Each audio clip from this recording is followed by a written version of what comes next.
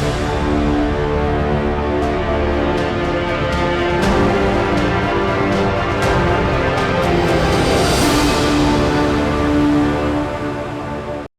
আপনাদের সবাইকে স্বাগত এনকে টিভি বাংলার কলকাতা স্টুডিও থেকে। আমি পার্থ বন্দ্যোপাধ্যায় দিন শেষে আপনাদের সঙ্গে। লোকসভার লড়াই এবারের মতো কার্যত শেষ।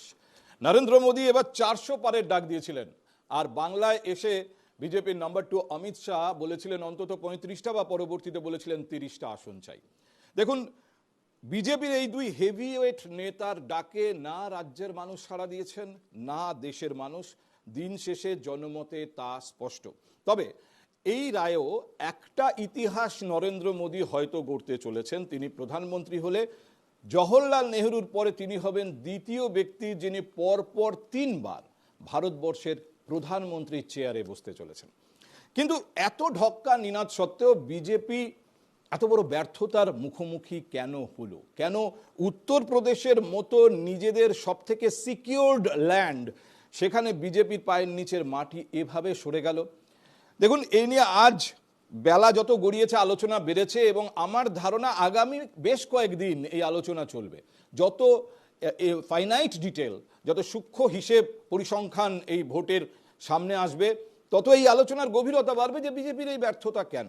তবে আজ দিন শেষের শেষ 1 ঘন্টা আমি ব্যবহার করতে চাই, অবশ্যই এই বিশ্লেষণে নয়, আমি ব্যবহার করতে চাই রাজ্য এবং দেশের উভয় ক্ষেত্রে এই ফলাফল কি রাজনৈতিক ভবিষ্যতের দিকে যাচ্ছে।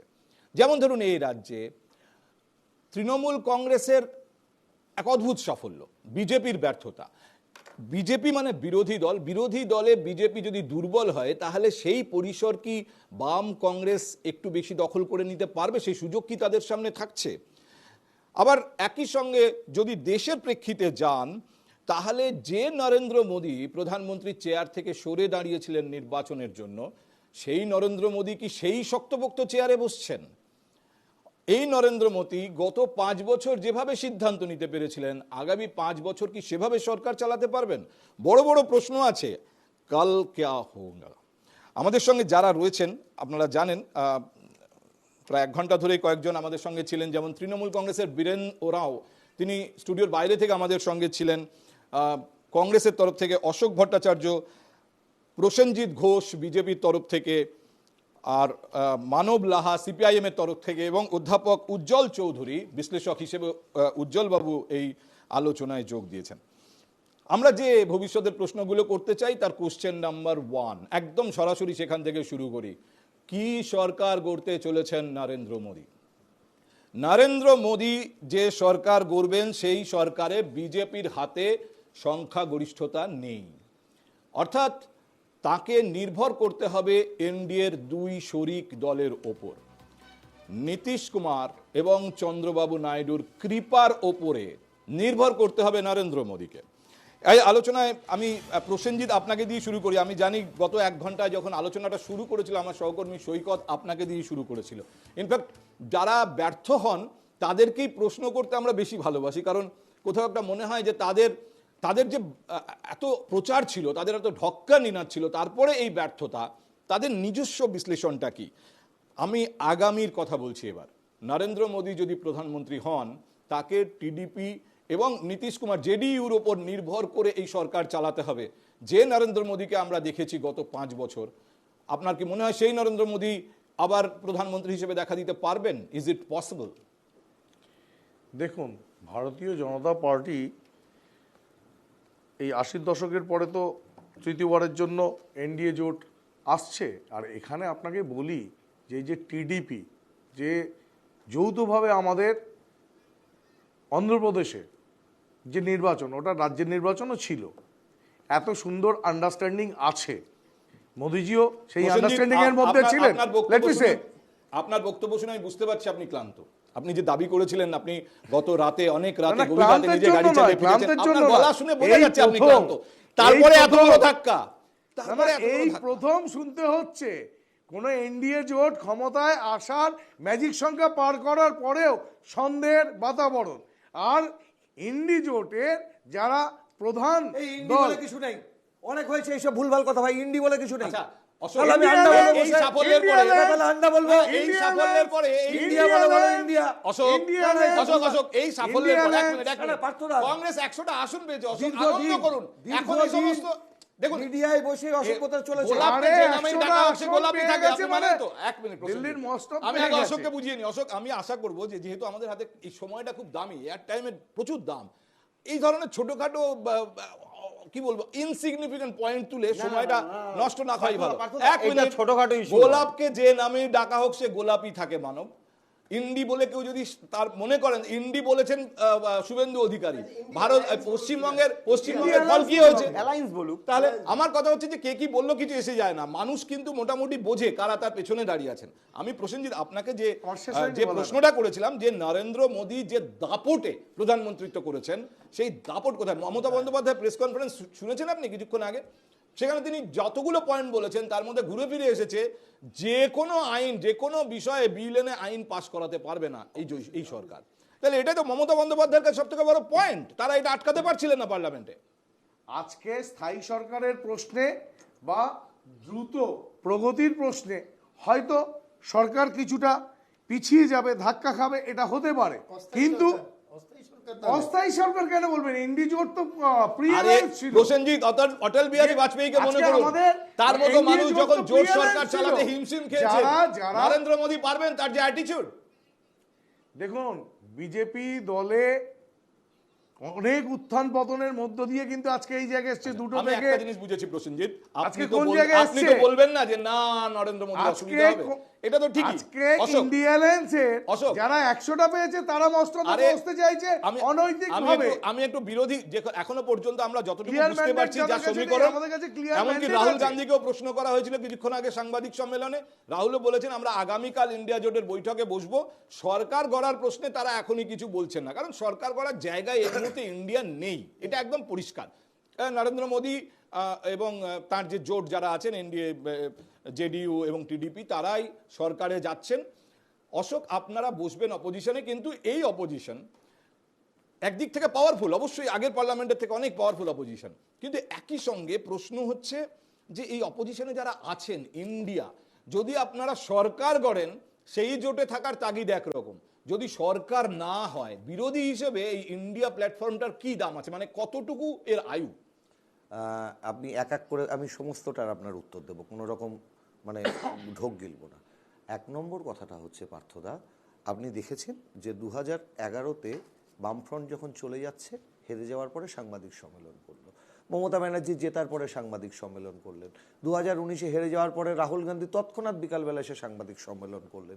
কি অদ্ভুত ব্যাপার, এখানে বসে বিজেপির মুখপাত্র বলছেন এনডিএ সরকার গড়বে, অমুক অমুক হেন তেন, ক খ গ ঘ আমরা আলোচনা করছি। এখনো পর্যন্ত সর্বভারতীয় বিজেপি সরকার গঠনের দাবি জানিয়ে বা সরকার গঠন করতে তারা চলেছেন ইত্যাদি ইত্যাদি, তাদের এনডিএ জোট কোনো সাংবাদিক প্রমাণিত হয় না, আমি ইন্ডিয়া বলছি, সরকার করবে? আমি বলছি আপনি না অযৌক্তিক কথা বলছেন অশোক, বলছি, আপনি শুনুন না, একেবারে আমাদের অযৌক্তিক কথা সুযোগ বলছেন। আছে। না, আমি পার্থদা কোনোটা অযৌক্তিক নয়। এইটাকে বলে দায় এড়িয়ে যাওয়া, এটাকে বলে নৈতিকভাবে পরাজয়। তাহলে আপনারা আশায় আছেন বিজেপি দাবি জানাবে না সরকার করার, তাহলে দ্বিতীয় না, আমি বৃহত্তম বলছি। দল হিসেবে কংগ্রেসকে না, না, ডাকবেন আমি এই রাষ্ট্রপতি। কথা বলিনি। কি করবে না করবে, কখন আমরা press করবে না করবে, আমাদের কংগ্রেস ঠিক নেতা করে দেবে। রাহুল গান্ধী আজকে 245টা আসন পাওয়া একক দল যদি বিরোধী তাহলে আসনে counting বসে, শেষ ইন্ডিয়া হয়নি জোট, তো, শেষ না না হলে করবে that is also a possibility. Ashok please আমি কন্টিনিউ। রাহুল গান্ধী আজকে খুব স্পষ্টভাবে বলেছে আমাদের ইন্ডিয়া জোট, এই জোট হিসাবে আমরা নির্বাচন লড়েছি, আমরা আমাদের শরিক দলদের জোট প্রচন্ড হিসেবে কিন্তু নির্বাচনটা হয়নি, একটা আসন অ্যাডজাস্টমেন্ট হয়েছে, তো তাও ব্লক, কোথাও ইন্ডিয়া কোথাও ব্লক। হয়নি। আপনাকে- এটাকে দেখুন টেকনিক্যালি জোট বলে ডাকা যায় কিনা সেটা নিয়ে বিতর্ক আছে। আচ্ছা ঠিক আছে, আপনি জোট বলছেন, আমি কিছু বলছি না, কিন্তু আমরা কি বলছেন, নির্বাচনের আগে, নির্বাচনের শেষ দফার নির্বাচন শেষ হওয়ার মানে শেষ হবে সন্ধ্যে 6টায়, আমরা দুপুর 3টে মিটিংয়ে বসেছি, এরপরে যদি আপনার জোট বলতে আপত্তি হয় আপনি বলবেন না। আমি বলতে চাইছি দুদিন পরে দেখা যাবে সরকারে না আসলেই এই জোট ভেঙে যাবে। মুশকিল, ভাঙুক গড়ুক, এখন এসব বলে লাভ নেই। আমরা যেটা বলেছি আমাদের যারা শরিক দল আছে, আচ্ছা আমি তাদের এক আমরা মিনিট শ্রদ্ধা করি। একটা ছবি আসছে আমাদের কাছে খুব গুরুত্বপূর্ণ। এই প্রথম ফলাফল বেরোনোর পর নরেন্দ্র মোদীকে প্রকাশ্যে দেখা যাচ্ছে বিজেপির সদর দপ্তরে নরেন্দ্র মোদী পৌঁছেছেন সন্ধ্যে 7টায়। তিনি तो स्पेशल इन राज्यों के लिए जोरदार ताली बजाकर उनका अभिनंदन करें। कई बार दिल्ली के कार्यकर्ता পৌঁছচ্ছেন। हम गुजरात जीते, हम यूपी जीते, हम छत्तीसगढ़ जीते तो यहां आकर जश्न मनाते हैं। आज हम दिल्ली भी जीते हैं और केंद्र भी जीते हैं, इसलिए एक विशेष खुशी का माहौल दिल्ली के कार्यकर्ताओं में दिख रहा है।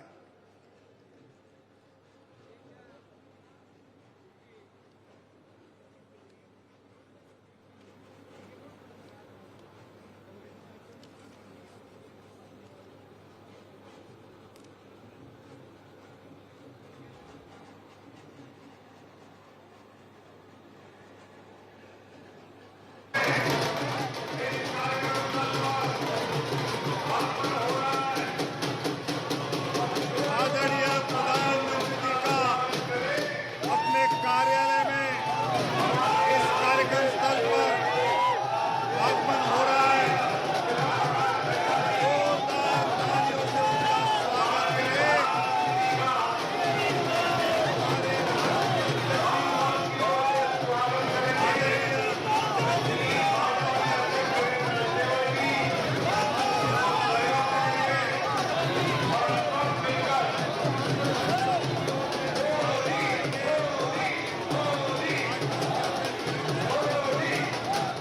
उनको सहयोग करेंगे और हम सब मिलकर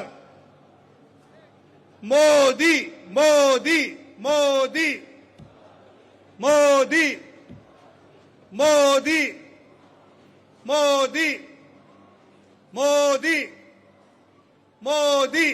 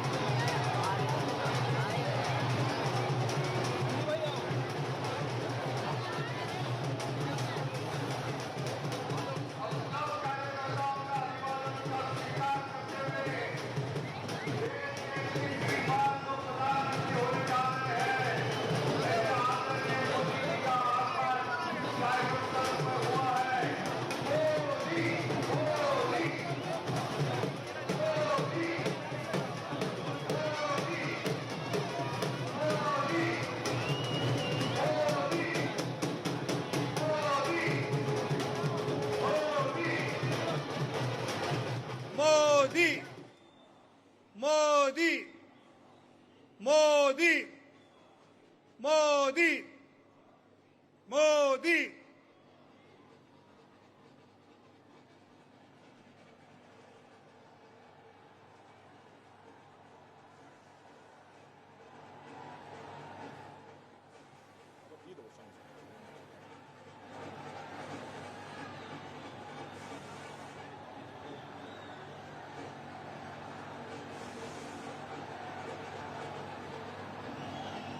इतना जोरदार स्वागत तो बनता है जब तीसरी बार जनता चुन कर देती है, और इसलिए जिस सहर्ष से हम सब स्वागत कर रहे हैं, पूरी देश देख रहे हैं, देश की जनता देख रहे हैं, दुनिया के लोग देख रहे हैं, दुनिया के लोग देख रहे हैं। तीसरी बार जो भारत के प्रधानमंत्री पद के लिए चुने गए ऐसे व्यक्ति का कैसे स्वागत होता है, और विनम्रता से सभी कार्यकर्ता जनता का अभिवादन का स्वीकार करते हुए आदरणीय प्रधानमंत्री जी मंच की ओर बढ़ रहे हैं। मोदी मोदी मोदी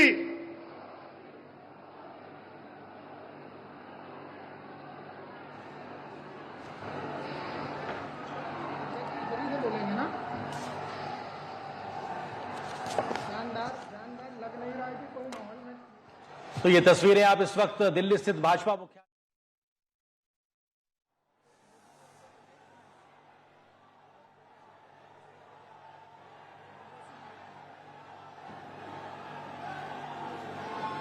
सभी कार्यकर्ताओं का प्यार, सभी जनता का प्यार, इसका अभिवादन का स्वीकार करते हुए देश को प्रधानमंत्री पद के लिए तीसरी बार चुने गए हमारे आदरणीय नेता माननीय प्रधानमंत्री मोदी जी का जोरदार स्वागत हम सब मिलकर कर रहे हैं।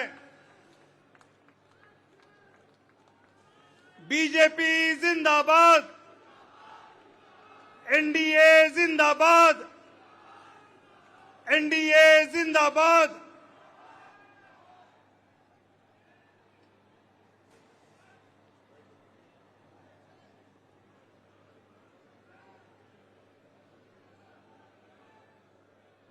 सभी कार्यकर्ता अपने अपने स्थान ग्रहण करें, अपने स्थान पर बैठे।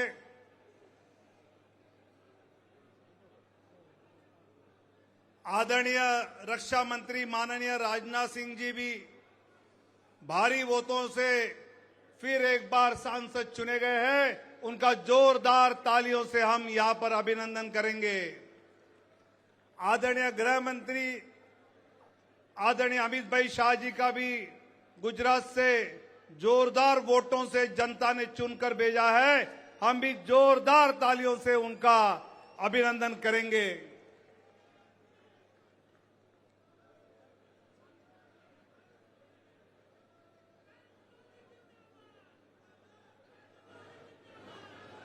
नरेंद्र मोदी जिंदाबाद, नरेंद्र मोदी जिंदाबाद, बीजेपी जिंदाबाद, बीजेपी जिंदाबाद, भारत माता की, भारत माता की। फिर एक बार, फिर एक बार, फिर एक बार जय श्री राम, सियावर रामचंद्र की।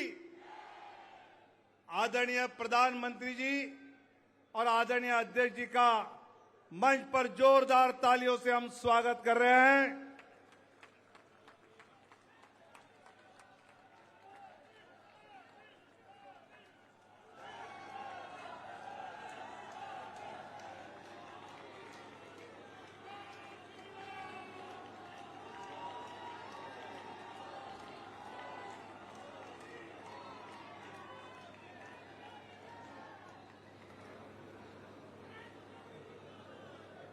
सभी अपना अपना स्थान ग्रहण करें।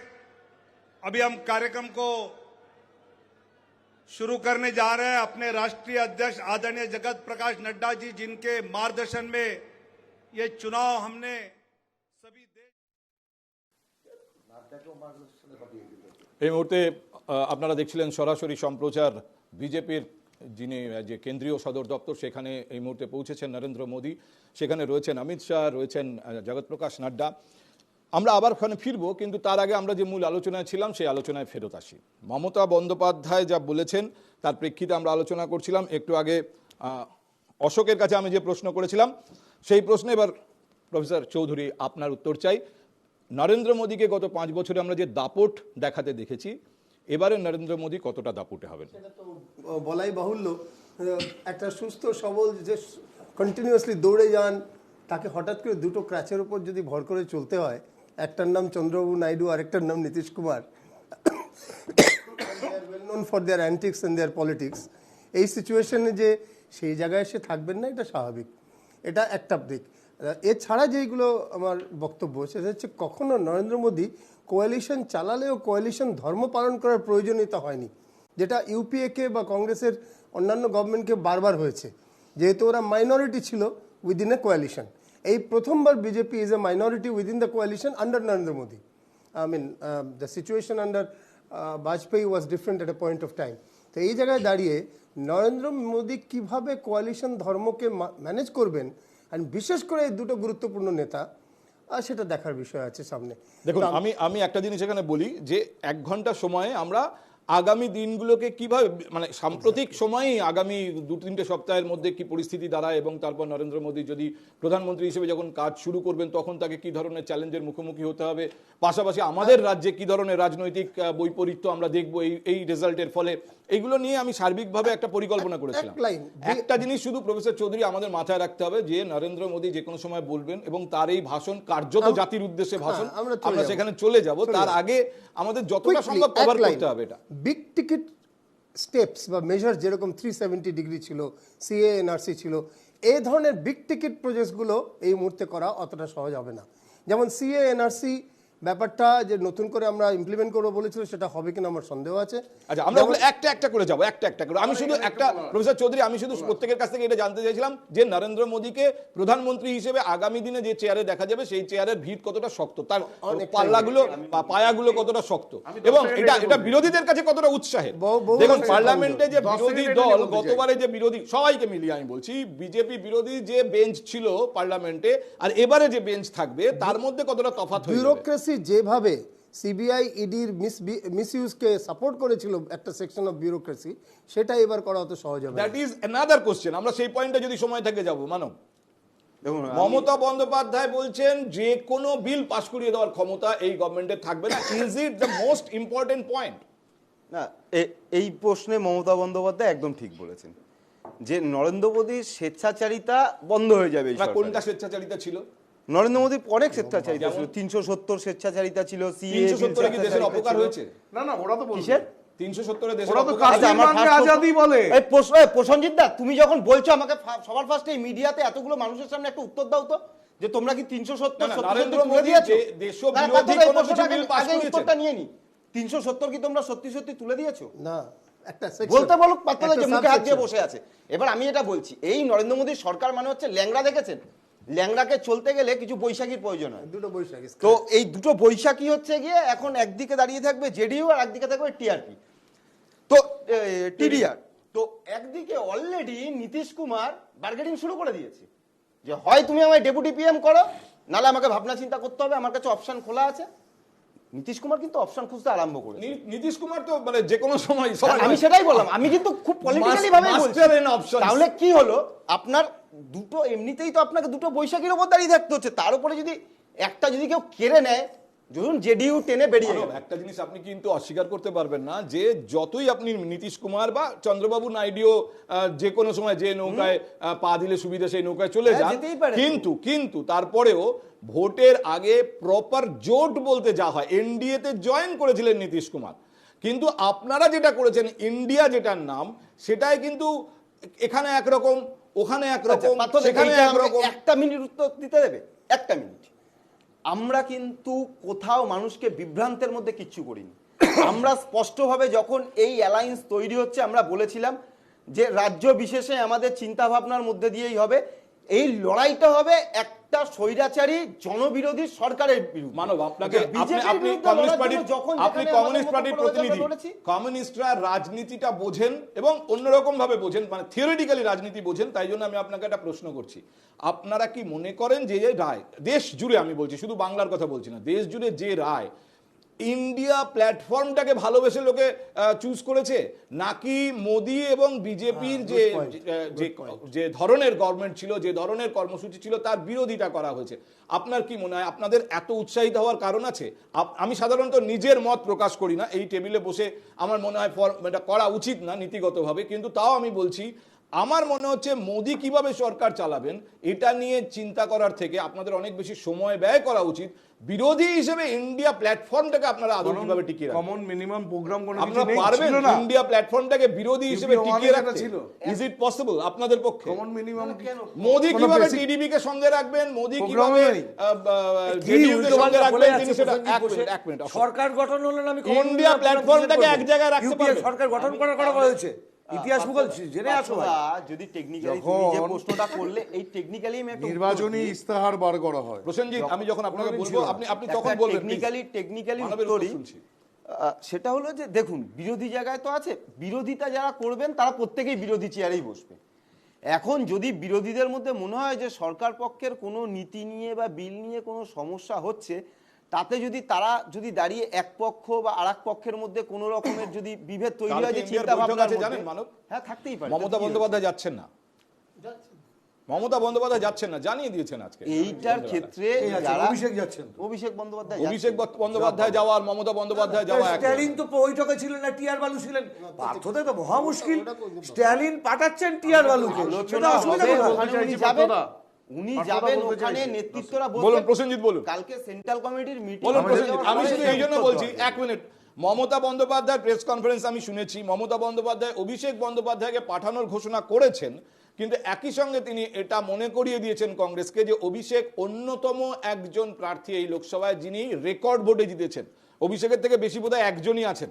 অভিষেক প্রায় 7 লাখের ওপর বেশি ভোটে জিতেছেন, এটা কংগ্রেসকে তিনি মনে করিয়ে দিয়েছেন। দ্বিতীয়, তিনি মনে করিয়ে দিয়েছেন যে ওখানে ইন্ডিয়ার নেতাদের উচিত আমাদের সঙ্গে কথা বলা, ফোনে কথা বলা, কনসেন্ট নেওয়া। আপনি সাংবাদিক সম্মেলন হয়তো শোনেননি অশোক। প্রসেনজিৎ বলুন। হ্যাঁ, আমি যেটা বলছিলাম যে আজকে নীতিশ কুমার এনডিএ জোটে, আপনি ঠিকই বলছিলেন পার্থদা, জয়েন করেছে এবং তারপরে আমাদের সংকল্প পত্র রচিত হয়েছে, যেটা যেমনভাবে উড়িষ্যাতে, অন্ধ্রপ্রদেশে বিধানসভার ভোট ছিল, তা আমাদের এই লোকসভা নির্বাচনে যে সংকল্পপত্র বা আমাদের নির্বাচনী ইস্তাহার ছিল, তাতে আমরা কি করব আর কি করব না সেটা পরিষ্কারভাবে লিখেছিলাম এবং এনডিএর শরিকরা সেটা জানতেন, তাদের সমর্থন নিয়েই হয়েছিল। এই যে বাজারে একটা ছেড়ে দেওয়া এই গল্প, আলোচনার এখন কোনো ভ্যালু নেই। আমি এই জন্য বলছি, আমি তো এটা আগে নিজেই বলে দিলাম, যেভাবে ওরা টিডিপি জেডিইউ থাকবে কিনা শঙ্কা প্রকাশ করছেন। আমার প্রশ্ন ছিল যে ইন্ডিয়ার উচিত চিন্তা ভাবনা করা যে আমাদের লোকজন আমাদের সঙ্গে সব সময় থাকবেন কিনা। আমার প্রশ্ন হচ্ছে, মমতা বন্দ্যোপাধ্যায় রাহুল গান্ধীর মধ্যে একটা ব্যবধান যে ছিল, এটা তো খুব স্পষ্ট, দিনের আলোর মতো স্পষ্ট। এই ব্যবধানটা এখন নেই, এটা ভাবার কি কোনো কারণ আছে? তা না থাকলে থাকবেন না, এটা তো আমি একদম দায়িত্বের সাথে বলছি, না থাকলে থাকবেন না। তাহলে ইন্ডিয়া কারণ থাকবে? এ তো সরকার তৈরির জন্য মিটিং বসছে না, সরকারটা এই আমাদের মুহূর্তে বিরোধী বসছে আসনে তারা। ইন্ডিয়া থাকবে কি থাকবে না, মানে অ্যাজ সেটা নিয়ে, ইন্ডিয়া সেটা নিয়ে it is common question. Minimum তারপর যদি এজেন্ডাটা সরকার তৈরির যেখানে পরিস্থিতি হয়, ফ্রেম তার জন্য হয়নি, আলাদাভাবে মিটিং হবে। আমি কিন্তু এটাই বলেছিলাম Ashok, as Common India, minimum agenda frame হয়নি যেখানে। This is my question. শুনুন না, ব্যাপারটা তো ঠিক আছে, আপনার তো প্রশ্ন থাকবে, সংবাদ মাধ্যম তো এই ধরনের। আমি ভবিষ্যতের প্রশ্নে সংবাদ প্রথম একটা প্রশ্ন মাধ্যম এই রেখেছিলাম যে ধরনের- মমতা বন্দ্যোপাধ্যায়, পার্থদা, নরেন্দ্র মোদী পার্থদা, প্রধানমন্ত্রী পার্থদা। হিসেবে আগের মতো থাকবেন কিনা। পার্থদা, নিঃসন্দেহে শুনুন না, থাকবেন না। পার্থ- এবার ইন্ডিয়া জোট সেটা কিভাবে এক্সিস্ট করবে, this is the second question. ঠিক ঠিক পার্থদা, এই ধরনের সংশয়, এই ধরনের প্রশ্ন সংবাদ মাধ্যম নির্বাচনের 3 মাস 4 মাস আগে থেকে বারবার করে বলেছে যে আদৌ কি হবে, আদৌ কতটা লড়বে, আদৌ খড়কুটোর মতন উড়ে যাবে কিনা, আদৌ 400 পার। কোনো কোনো মিডিয়া তো একদম নরেন্দ্র মোদীকে প্রধানমন্ত্রী করে তার শপথটাও করে অশোক, দিয়েছিল। আমাকে দুটো তারপরেও মিনিট পার্থদা দিন, 2 মিনিট দিন। আমাদের সঙ্গে তৃণমূল কংগ্রেসের প্রতিনিধি বীরেন্দ্র যোগ দিয়েছেন। বীরেন্দ্র এর আগেও ছিলেন, কিছুক্ষণ আগেও ছিলেন, কিন্তু তখন অনেক সময় তিনি আমাদের কথা শুনতে পাচ্ছিলেন না। বীরেন্দ্র, আপনি কি আমার কথা শুনতে পাচ্ছেন?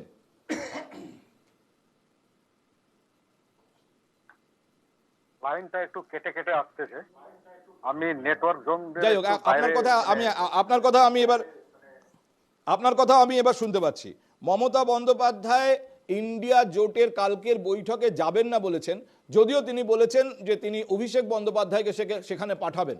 কিন্তু আমার প্রশ্ন হচ্ছে, ইন্ডিয়া অ্যাজ অ্যালায়েন্স বিরোধী চেয়ারে এর ভবিষ্যৎ সম্পর্কে আপনার কি মনে হয়? তৃণমূল কংগ্রেস এবং কংগ্রেসের যারা এই মুহূর্তে নেতৃত্ব, 100টার মতো সিট পেয়েছে Congress, naturally Rahul Gandhi will be leading, এটা তৃণমূল কংগ্রেসের পক্ষে মেনে নেওয়া কতটা সহজ হবে? আপনার হ্যালো, আপনি কি আমার প্রশ্ন শুনতেই পাননি?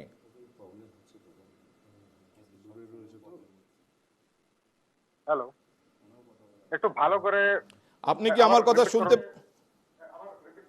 হ্যাঁ বীরেন, আমি আপনার কাছে যেটা জানতে চাইছি, ইন্ডিয়া এই অ্যালায়েন্সটা, এটাকে অপোজিশন চেয়ারে আপনি কতটা শক্তপোক্ত মনে হচ্ছে আপনার, নাকি এটা তো ক্ষমতায় থাকছে না, অপোজিশনে বসবে, এটা কি আগামী দিনে এক্সিস্ট করবে এবং মোদির সরকারের বিরুদ্ধে একসঙ্গে কাজ করতে পারবে?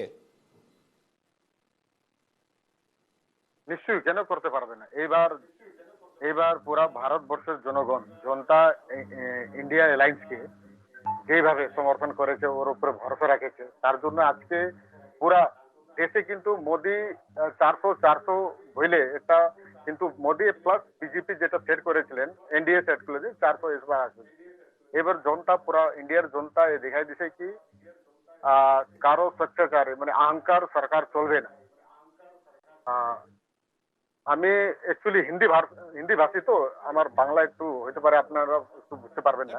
দ্যাটস ওকে, কোনো অসুবিধা মানে নেই, আপনি বলুন, আমি আহংকারী বুঝতে সরকার, পারছি আপনার কথা। অহংকারী সরকার বেশি দিন চলতে পারে না, এটা কিন্তু পুরা ইন্ডিয়া দেখাই দিই। এবার ইন্ডিয়া মানে ভারতবর্ষ দেখাইছে, ইন্ডিয়া অ্যালায়েন্সকে যেভাবে ভরসা বা বিশ্বাস জনতা করেছেন, সেটাই এই ফলাফলে আমরা পেয়েছি।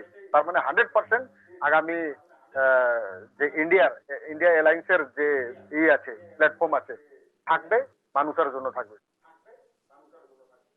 বেশ, এবার আমি অশোক আপনার কাছে ফিরে আসি। আমি বীরেন্দ্র আবার ফিরবো আপনার কাছে, আপনি আমাদের সঙ্গে থাকুন।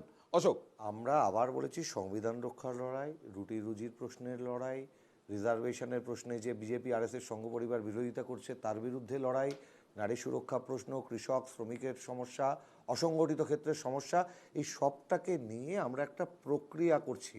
এই প্রক্রিয়াটা রাতারাতি হয়নি, এই প্রক্রিয়াটা করতে সময় হয়েছে। আমরা বিভিন্ন রাজনৈতিক দল, বিভিন্ন তাদের লক্ষ্য, বিভিন্ন মত, কিন্তু আমাদের পথ আলাদা হতে পারে, মত আলাদা হতে পারে, লক্ষ্য একটা বলেই আবার ওই পয়েন্টে ফিরে যায় অশোক, যে পয়েন্টে আমি আমরা কিন্তু কোনো মানবকে একটা প্রশ্ন করেছিলাম। চৌরাস্তায় গিয়ে মিলিত মমতা হয়েছি। বন্দ্যোপাধ্যায় বলছেন যে কোনো বিল এই সরকার পাশ করিয়ে নিতে পারবে না। আমার প্রশ্ন হচ্ছে, যখন মোদির হাতে সংখ্যাগরিষ্ঠতা ছিল তখন কি যে কোনো বিল পাশ করিয়ে নেওয়া হয়েছে? অর্থাৎ স্ট্রং অপোজিশন থাকলে পাশ করানো যেত না এরকম বিল পাশ করিয়ে নেওয়া হয়েছে? কোন বিল, কোনটা হয়েছে? আমরা দেখেছি রাজ্যসভার ক্ষেত্রে, রাজ্যসভার ক্ষেত্রেও আমরা দেখেছি রাজ্যসভায় কিন্তু এই ধরনের ঘটনা ঘটেছে। কৃষি বিল থেকে শুরু করে, কালা কৃষি আইন থেকে শুরু করে, সিএ থেকে শুরু করে, 370 থেকে শুরু করে। তাহলে এবার আপনি আমাকে বলুন, আমি আপনাকে জাস্ট এই রাস্তায় আনতে চাইছিলাম। এবার বলুন তাহলে, what is the future of unified civil আমরা তো কোড? বলেছি, আমি বলছি আপনাকে, উপস্থিত ছিলেন। না আমি, হোয়াট ইজ দ্য ফিউচার, কি ভবিষ্যৎ ইউনিফাইড সিভিল কোডের? আমরা তো শুনুন, একটা কথা বলেছি, আরএসএস সংঘ পরিবারের, যেটা রাহুল গান্ধী আজ বলেছেন, আমরা কিন্তু বীজ দাঁতটা উপড়ে ফেলেছি, বিষহীন সাপে পরিণত হয়েছে। যদি এই বিষহীন সাপ সরকারে যায়, তাই কোনো রকম ছোবল মারার ক্ষমতা আমি তো আপনাকে পরিষ্কার জিজ্ঞাসা করছি, ধরুন এই সরকার ইউনিফাইড সিভিল কোডের বিলটা আনলো, আপনারা অপোজিশনের সমর্থন পাবে না? কেন পাবেন এটা? কেন মানে আমি তো সেটাই জানতে চাই, হোয়াট ইজ দ্য ডিফারেন্স? কি বলতে চাইছেন? অভিন্ন দেওয়ানি বিধিতে, অভিন্ন দেওয়ানি বিধির ভবিষ্যৎ কি? হ্যাঁ দেখুন, আপনি দেখুন নরেন্দ্র মোদী যা ঘোষণা করেছিলেন ইলেকশনের আগে, যে বড় বড় সিদ্ধান্ত নিতে চলেছি, এবং এই বড় বড় সিদ্ধান্তের মধ্যে নিশ্চয়ই ইউনিফাইড সিভিল কোড ছিল, অভিন্ন দেওয়ানি বিধি ছিল। ওইসব ভুলে যান, ওইসব এখন অতীত হয়ে গেছে, আর উনি ওইসব করতে পারবেন না। আমি আবার বলছি, পারবেন না, বিষহীন সাপে পরিণত হয়ে গেছেন যদি প্রধানমন্ত্রী হন। প্রশ্নের উত্তরটা দিন। অভিন্ন দেওয়ানি বিধি নিয়ে, কংগ্রেস বিরোধিতা করবে, অভিন্ন দেওয়ানি বিধি নিয়ে কংগ্রেসের স্ট্যান্ড খুব পরিষ্কার, আপনি দেখেছেন। এর আগে আমাদের পি চিদাম্বরম এই নিয়ে স্পষ্টভাবে জানিয়েছেন আমাদের বক্তব্য। শুধু কংগ্রেসের স্ট্যান্ড হলে তো হবে না, ইন্ডিয়ার স্ট্যান্ড হতে হবে তো। হ্যাঁ, আমরা তো এই নিয়ে আলোচনা করব, প্রতিদিন প্রতি মুহূর্তে চর্চা করব। আপনি রাতারাতি আপনি কি ভাবছেন? উজ্জ্বল চৌধুরী, এটা একদিনে হয় নাকি? আমার যা ধারণা, অনেকগুলো, যেমন সিএ এর ইমপ্লিমেন্টেশন করা খুব কঠিন হবে। আধার, প্রপার্টি আধার বলে একটা আইন অলরেডি প্রপোজড আছে, সেটা নিয়েও অত সহজ হবে না। প্রত্যেক ব্যক্তি 144 কোটি লোককে তাদের প্রপার্টিকে রেজিস্টার করানো, আধার কার্ড বানানো, যেরকম ব্যক্তিগত আমাদের আধার আছে, সেটাও একটা প্রপোজাল ছিল। উল্টো দিকে কিছু ওয়েলফেয়ার মেজার্স আনতে বাধ্য হবে, যেটা আমার খুব স্ট্রংলি মনে হয়। ওয়েলফেয়ার মেজার্স আনতে বাধ্য হওয়া, সরকারি কোম্পানিগুলোকে যেগুলো প্রাইভেটের হাতে চলে যাচ্ছিল তার গতিরোধ করা, এখানে যেটা পেট্রোলিয়াম প্রাইসেসগুলোকে কন্ট্রোল করা, লেবার কোড নামে চান্স আছে এরকম? যদি আমি দুর্বলই ধরি, যে এই সরকার দুর্বল সরকার, বিজেপির একক সংখ্যাগরিষ্ঠতা পর্যন্ত নেই, এই অবস্থায় এই সরকারের হাতে পেট্রোলিয়াম জিএসটির আন্ডারে আসার কোনো চান্স দেখছেন? হ্যাঁ, ভেরি গুড কোশ্চেন। পেট্রোলিয়াম আর লিকার এই দুটোই হচ্ছে জিএসটির বাইরে। এটা ডিপেন্ড করবে যদি একটা ন্যাশনাল জনমত তৈরি হয় এবং বিরোধী পক্ষও যদি সমর্থন করে। এখন এটার মধ্যে দেয়ার আর ইকোনমিক আর্গুমেন্টস টু ইট। পার্সোনালি আমি মনে করি আনা উচিত। জিএসটি মানেই হচ্ছে ওয়ান নেশন ওয়ান ট্যাক্স। 5% থেকে 28%, 7খানা 6খানা slab of GST does not make one nation one tax. যেখানে যেখানে আছে, যেমন কানাডায় আছে, অন্যান্য দেশে আছে, সব জায়গায় প্রতি গুডস অ্যান্ড সার্ভিসের ওপর একটাই সিঙ্গেল পার্সেন্টেজ অফ ট্যাক্স থাকে, এবং কোনো আইটেমকে জিএসটির বাইরে রাখা হয় না, যেভাবে মদ আর পেট্রোল ডিজেলকে এখন রাখা আছে। সো অবভিয়াসলি এটা যদি হয়, I am in favour of that. But আমি এই জন্য জানতে চাইছি যে এই যে সরকারটা তৈরি হচ্ছে, এই সরকারে প্রথমত দুটো দলের তো কনসেন্ট লাগবেই, সরকার গড়তেই লাগবে। তারপরে যে কোনো বিল পাশ করাতে গেলেই দেখা যাবে যে যারা বিরোধী আসনে জন্য আমি বসে আছেন বলছি, welfare তাদের measures- একটা অংশের অন্তত সমর্থন একদম লাগবে। সেই জন্য ওয়েলফেয়ার মেজার্স গুলো যেগুলো ন্যাশনাল মাইন্ডে আছে, কন্ট্রোভার্সিয়াল স্টেপস গুলো নয়, ওয়েলফেয়ার মেজার্স গুলো ইজিলি পাস হবে। যদি আজকে চাকরির সংস্থানের ক্ষেত্রে কোনো রকম একটা স্কিম আনা হয়, যদি দেখুন একটা জিনিস মনরেগাকে প্রফেসর চৌধুরী, expand করা হয়। প্রফেসর চৌধুরী, যখন কোনো বড় ধরনের পদক্ষেপ করতে হয় তা কখনোই সবার কল্যাণ হবে এরকম হয় না। না, তাতে ঠিক আছে। কিছু মানুষের কল্যাণ হয়, হলেও- কিছু মানুষের ক্ষতি হয়। হলেও যেগুলো controversial, CAA is a controversial bill. Article 370 করার পর আজ অব্দি আমি একটু ইলেকশন interrupt হয়নি, করছি, শুধু- কাশ্মীর ইলেকশন হয়নি আজ অব্দি, আরেকটা প্রমিস কথা, ছিল। এই যে ভাবুন নির্দিষ্ট সময়ে জনগণনা হলো, আমি কিন্তু আবার বলছি, হ্যাঁ, census। রাহুল গান্ধী আজকে স্পষ্ট Exactly। বলেছেন জাতিভিত্তিক জনগণনা আমরা করিয়ে ছাড়বো, এবং নীতিশ কুমার নিজেই বলবে করিয়ে সেটা। ছাড়বো, নীতিশ আবার কুমার বলছি নিজেই করিয়ে বলবে। ছাড়বো, কাস্ট বেস সেন্সাস করিয়ে ছাড়বো এটা আমরা। বলার জোর হচ্ছে নীতিশ কুমার। এক মিনিট নরেন্দ্র মোদী আবার স্পষ্ট বলেছেন যে জাতিভিত্তিক সংরক্ষণ তিনি কোনোভাবেই সমর্থন করবেন না। জাতিভিত্তিক সংরক্ষণের সম্পূর্ণভাবে বিরোধিতা করেছেন নরেন্দ্র মোদী। জাতির ভিত্তিতে সংরক্ষণ, আরে এখানে সেন্সাসটা লাগে কিসে? বিমল মন্ডলের মানে আপনি মন্ডল কি বলছেন? কমিশনের বিরোধিতা করে 2000 রাজীব গান্ধী বক্তৃতা জেনারেল রেখেছিল। সেন্সাস, জেনারেল এই জাতপাতের আরে বিরোধিতা ভাই, করে। ভাই, প্রসেনজিৎ, আপনাকে সুযোগ দিচ্ছি। জেনারেল সেন্সাস 2021 হওয়ার কথা ছিল, করোনার নাম করে করোনার দোহাই দিয়ে আজ অব্দি হয়নি।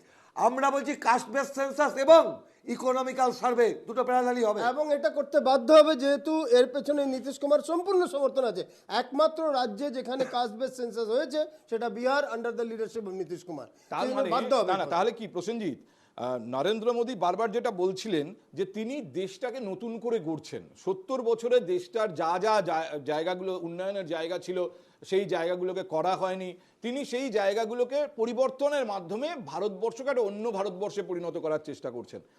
সেই প্রক্রিয়া তাহলে এবারে থমকে গেল। করেছে তো 500 বছর পুরনো ত্রেতা যুগে। আমার সময়টা দিয়ে দিন। বলুন, আমি প্রসেনজিৎ প্রশ্নটা আপনাকে করেছি। কথাটা হচ্ছে পার্লামেন্টে কিন্তু অপোজিশনকে সেন্সিটিভ হতে হয় এবং প্রো নেশন হতে হয়। একদম। এই যে অপোজিশনকে দেখছেন প্রসেনজিৎ, কতটা প্রো নেশন, কতটা সেন্সিটিভ? দেখুন, আজকে আমাদের পার্লামেন্টের এ অনুযায়ী বিরোধী দলনেতা হতে গেলে ন্যূনতম যে সংখ্যাটা দরকার ছিল সেই সংখ্যাটা ছিল না কংগ্রেসের কাছে। তৎসত্ত্বেও অধীর চৌধুরীকে কিন্তু সেই সুবিধা কিন্তু আমাদের গণতান্ত্রিক পদ্ধতির মধ্যে থেকে প্রধানমন্ত্রী দিয়েছেন, স্পিকার দিয়েছেন।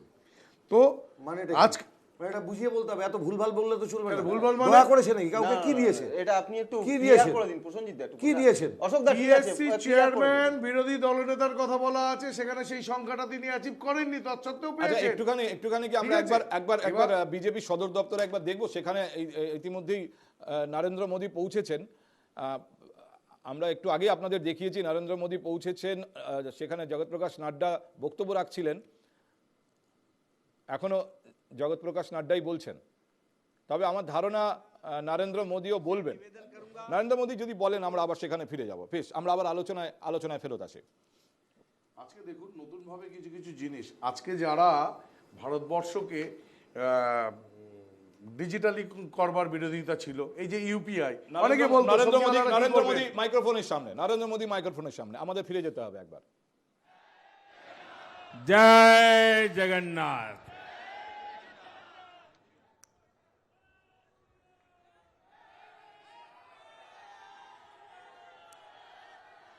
आपका ये स्नेह, आपका ये प्यार, इस आशीर्वाद के लिए मैं सभी देशवासियों का ऋणी हूं। आज बड़ा मंगल है और इस पावन दिन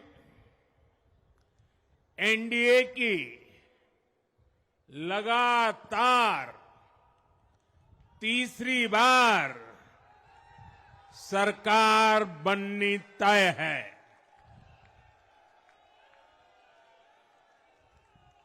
हम सभी जनता जनार्दन के बहुत आभारी हैं।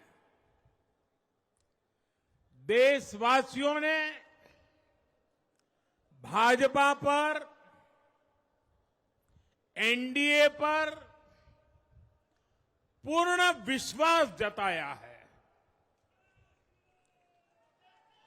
आज की ये विजय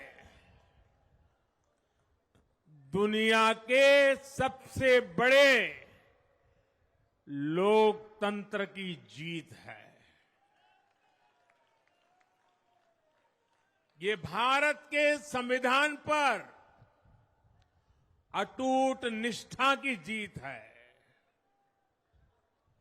ये विकसित भारत के प्रण की जीत है। ये सबका साथ, सबका विकास, इस मंत्र की जीत है। ये 140 करोड़ भारतीयों की जीत है। भाइयों और बहनों,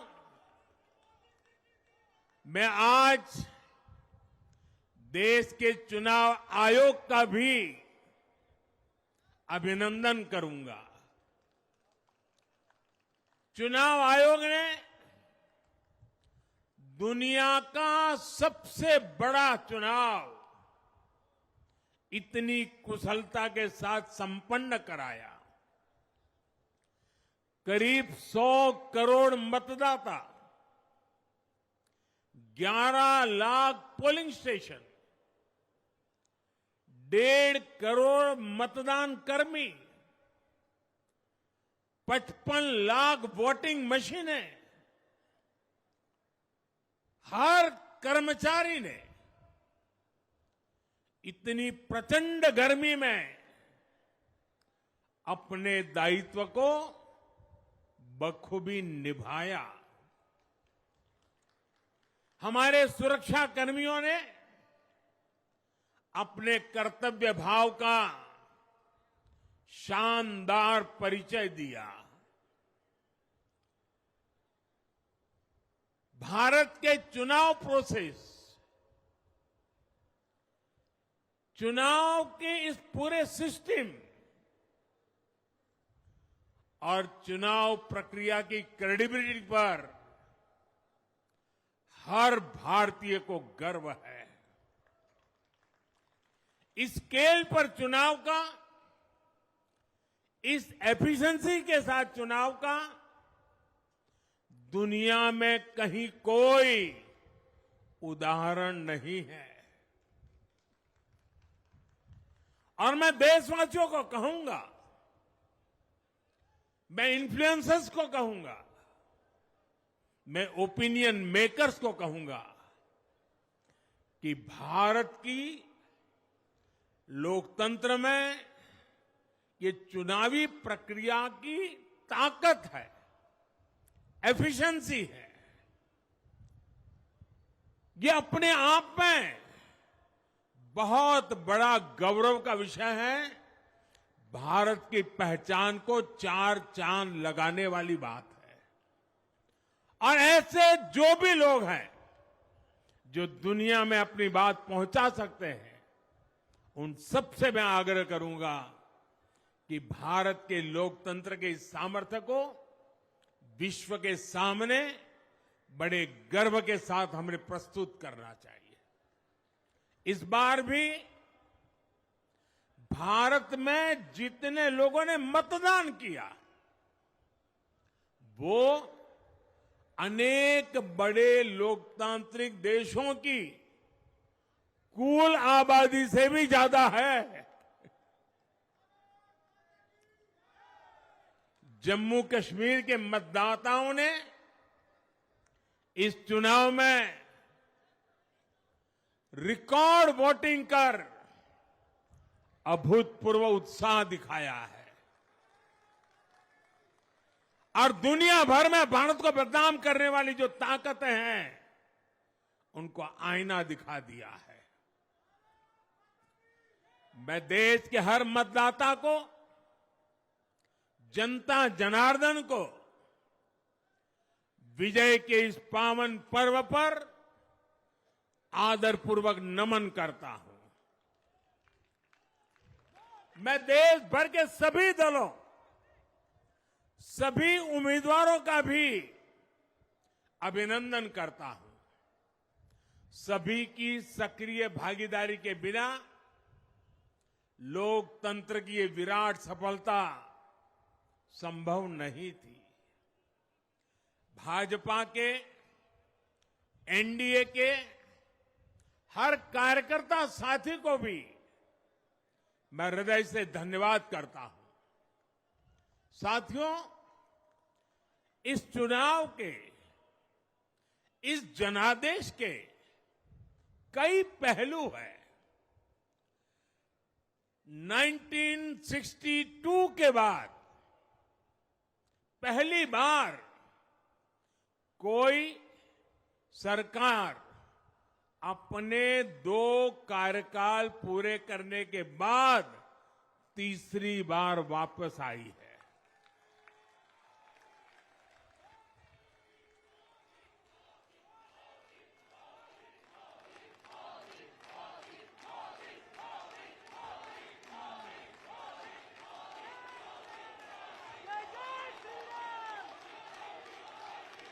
राज्यों में जहां भी विधानसभा के चुनाव हुए, वहां पर एनडीए को भव्य विजय मिली है। चाहे वो अरुणाचल प्रदेश हो, आंध्र प्रदेश हो, उड़ीसा हो या फिर सिक्किम। और इन राज्यों में कांग्रेस का सुपड़ा साफ हो गया है।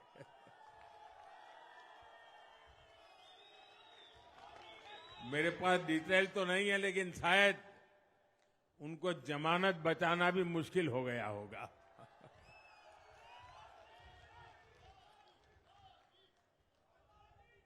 भाजपा उड़ीसा में सरकार बनाने जा रही है और लोकसभा चुनाव में भी उड़ीसा ने बेहतरीन प्रदर्शन किया है।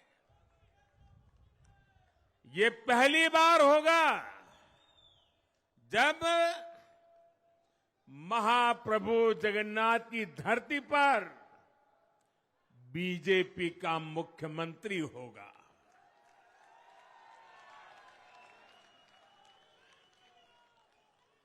बीजेपी ने केरला में भी सीट जीती है। हमारे केरल के कार्यकर्ताओं ने बहुत बलिदान दिए हैं। कई पीढ़ियों से वो संघर्ष भी करते रहे, जन सामान्य की सेवा भी करते रहे। और पीढ़ियों से, मैं सालों से नहीं कह रहा हूं, पीढ़ियों से जिस क्षण का इंतजार किया, वो आज सफलता को चूमने लगी है।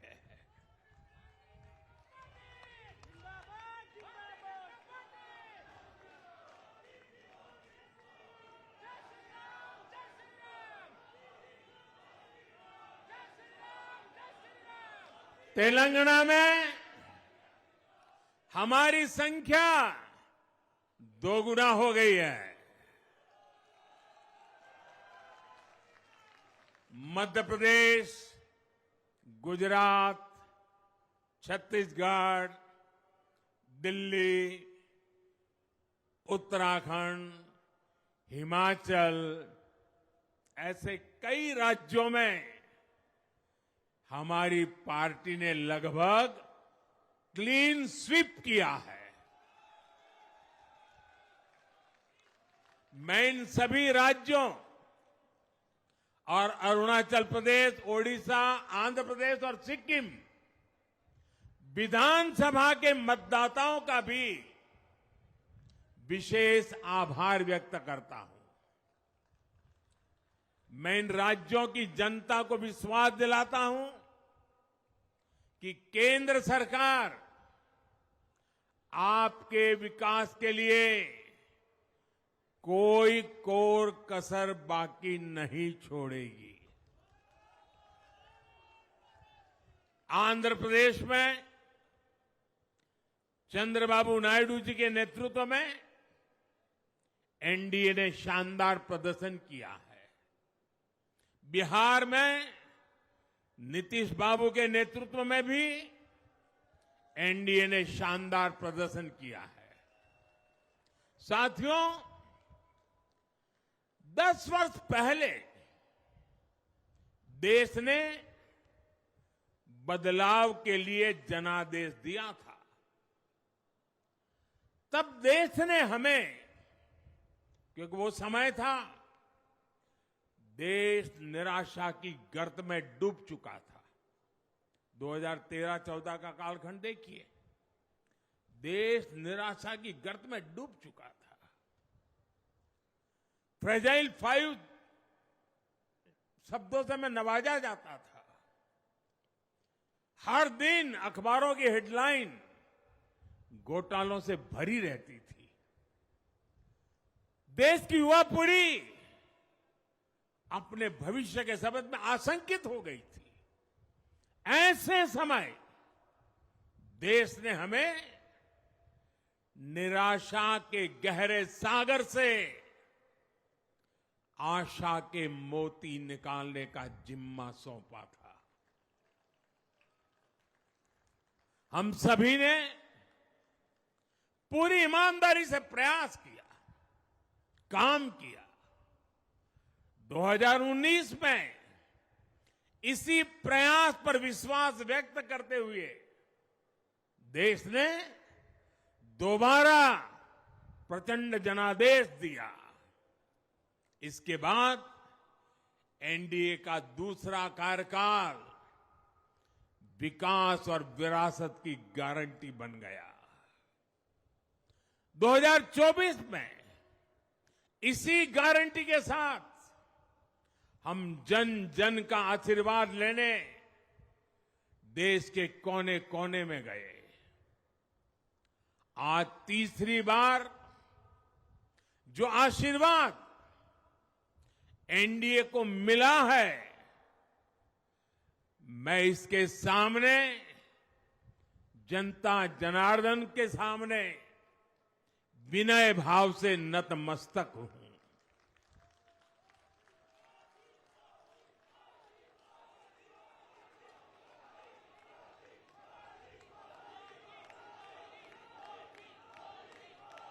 साथियों, आज का यह पल निजी तौर पर मेरे लिए भी भावुक करने वाला पल है। मेरी मां के जाने के बाद ये मेरा पहला चुनाव था, लेकिन सच मानिए, देश की कोटि कोटि माताओं, बहनों, बेटियों ने मां की कमी मुझे खलने नहीं दी।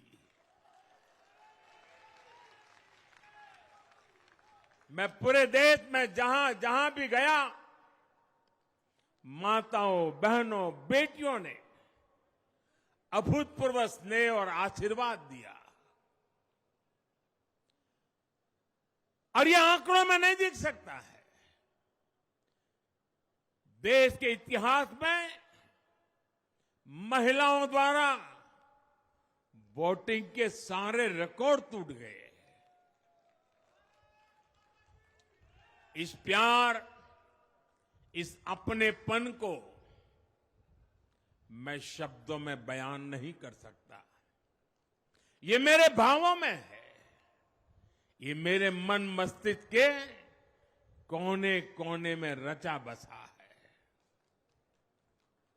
देश की कोटि कोटि माताओं बहनों ने मुझे नई प्रेरणा दी है।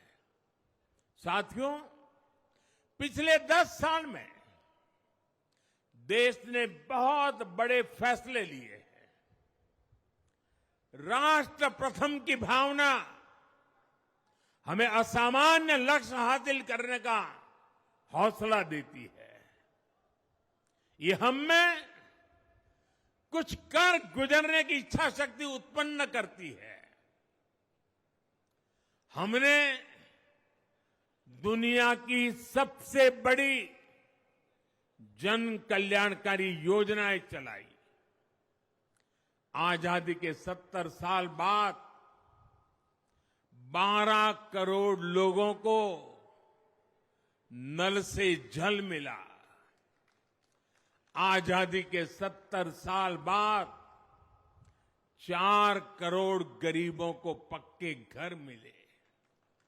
देश के 80 करोड़ जरूरतमंदों को मुफ्त राशन की सुविधा मिली। करोड़ों गरीबों को 5 लाख रुपए तक के मुफ्त इलाज की सुविधा मिली। राष्ट्र प्रथम की इसी भावना की वजह से जम्मू कश्मीर से 370 हटी। जीएसटी और आईबीसी जैसे रिफॉर्म हुए, बैंकिंग रिफॉर्म हुए। हमने राष्ट्रहित को हमेशा